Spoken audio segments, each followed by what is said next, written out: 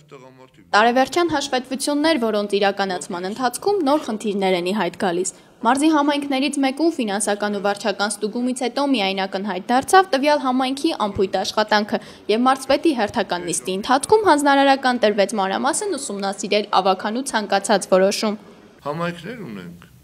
որ տրակտորը ի վիճակի են 100 դրամով վաճառել։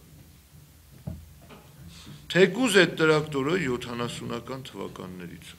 Ավագանի որոշումները ուղարկում է։ Մենք այդ որոշումների նայում ենք, թե չենք նայում։ Ֆինանսական վարչական հսկողությունը հասկացանք, տարին մեկ ենք իրականացնում, միգուցե մենք չենք տեսել։ Բայց ավագանի որոշումները շաբաթը մեկ, այսինքն 7 օրվա ընթացքում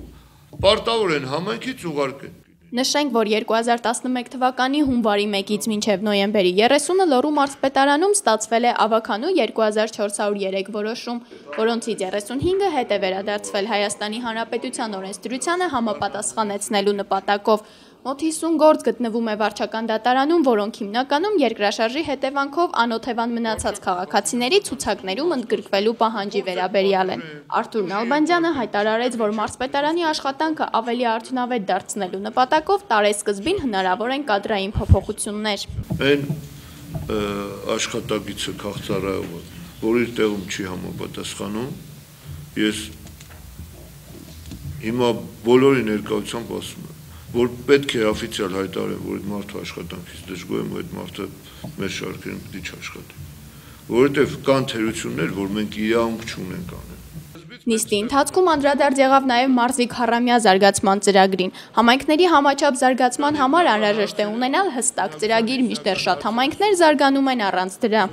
Խոշոր քաղաքային համայնքներ ունենք, խոշոր գյուղական համայնքներ ունենք, անծրագիր զարգանում են, անծրագիր։ Վերջում մենք պիտի իմանանք ուր ենք գնում։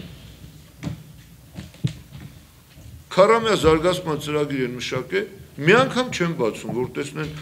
իրենց քառամյա զարգացման ծրագրին համահունչ են գնում առաջ, թե չէ։ Նշենք, որ կառավարության հաստատած 2012 թվականի բյուջեի համաձայն Լոռու մարզում կիրականացվեն Քոբերավանքի, Լոռուբերդ ամրոցի, Սանահինի վանքի և Աքորիի բգավոր եկեղեցու վերանորոգման աշխատանքները։ Այս նպատակով մշակույթի նախարարությանը կտրվի 45 միլիոն 400 հազար դրամ։ Նարէ Ստեփանյան, Ժան Գալստյան, Լոռու մարզպետարանի լրատվության և հասարակայնության հետ կապերի բաժին։